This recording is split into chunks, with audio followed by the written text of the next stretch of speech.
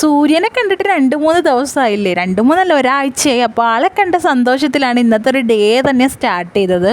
ബ്രേക്ക്ഫാസ്റ്റിന് റാഗിയുടെ ദോശയും തക്കാളി ചമ്മന്തിയാണ്, അതൊക്കെ സെറ്റാക്കി. പിന്നെ ഇതെൻ്റെ പാളിപ്പോയ ഗുണാഫയാണ് ഗൈസ്, അതെടുത്ത് ഫ്രിഡ്ജിൽ വെച്ചിട്ടുണ്ട് ഓർമ്മയ്ക്ക് വേണ്ടി.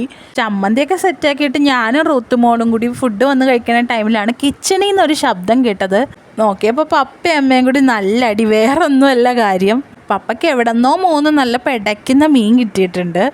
അതിൻ്റെ സന്തോഷത്തിൽ വന്ന പപ്പേനെ അമ്മ ആട്ടി വിട്ടു ഗൈസ്. ആട്ടി വിടാൻ കാരണം വേറൊന്നുമല്ല, മീനൊന്നും കഴിക്കാൻ പാടില്ലെന്നാണല്ലോ ന്യൂസിലും പത്രത്തിലൊക്കെ കാണുന്നത്.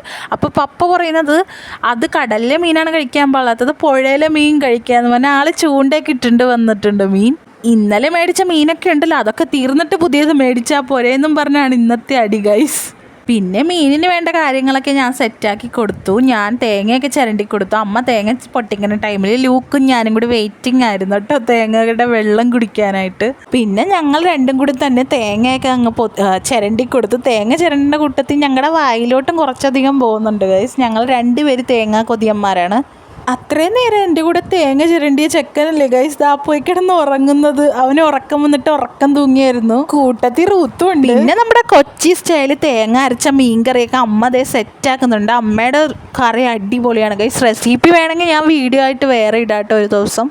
അങ്ങനെ പിന്നെ അടുത്ത മഴയ്ക്ക് മുമ്പ് തന്നെ മീനൊക്കെ വെട്ടി സെറ്റാക്കി വെക്കാമെന്ന് ഓർത്തു. കാരണം അവിടെ നന്നായിട്ട് വെള്ളക്കെട്ടുണ്ട്. കെട്ടിനെക്കാട്ടിയും കൂടുതൽ എനിക്ക് പേടി പാമ്പിനെയാണ് ഗൈസ്. അവിടെ പാമ്പുണ്ട് കുറേ. പിന്നെ കൊതുകൊക്കെ ഉള്ളതുകൊണ്ട് കൊതുക് തിരിയൊക്കെ ഇട്ട് സെറ്റായിട്ടാണ് ഞാൻ മീൻ വെട്ടാൻ പോകുന്നത്. മീനിന് നല്ല കല്ലിലൊക്കെ ഇട്ട് ഒരച്ചങ്ങ് എടുക്കണം. ചില മീനൊന്നും എനിക്ക് വെട്ടാൻ അറിയില്ല കേട്ടോ. ഇലച്ചിൽ എന്നൊക്കെ പറയുന്ന മീൻ അമ്മ തന്നെ എനിക്ക് അകത്തുനിന്ന് വെട്ടിത്തന്ന് വിട്ടു. പിന്നെ പുറത്ത് പോയിന്ന് തേച്ച് സെറ്റാക്കി എടുത്താൽ മതിയല്ലോ. അങ്ങനെ കുറേ മീനുകളൊക്കെ എനിക്കറിയില്ല. എനിക്കറിയാവുന്ന മീനെല്ലാം ഞാൻ വെട്ടാറുണ്ട്. പിന്നെ മീനിന് കുറച്ച് വറുക്കാൻ വേണ്ടി മസാലയൊക്കെ പുരട്ടിയിട്ട് അലക്കാനുള്ളത് കൊണ്ട് അലക്കിയിട്ടു.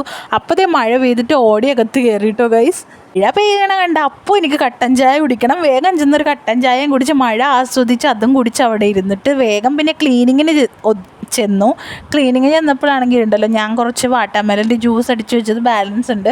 അത് നമ്മുടെ പോപ്സിക്കിളിലിട്ട് ട്രൈ ചെയ്യാൻ നിർത്തും. അതങ്ങനെ ഒഴിച്ച് വെച്ചിട്ട് പിന്നെ ക്ലീനിങ്ങിൻ്റെ സംഭവങ്ങളൊക്കെ ചെയ്ത് അപ്പം നമ്മുടെ റൂത്ത് മോള് വന്നിട്ടോ. അവളിപ്പോൾ ക്യാമറ കാണുമ്പോൾ തന്നെ ഹായ് ഉമ്മയൊക്കെ കൊടുക്കാറുണ്ട്. അവൾക്ക് ഭയങ്കര ഇഷ്ടമാണ് ക്യാമറ നോക്കി സംസാരിക്കാനായിട്ട്. അപ്പം നിങ്ങളോട് പറയുന്നതെന്ന് പറഞ്ഞാൽ വാവ മഴ കൊണ്ടെന്നോ അങ്ങനെ എന്തൊക്കെയാണ് ആൾ പറഞ്ഞത് ഗൈസ്.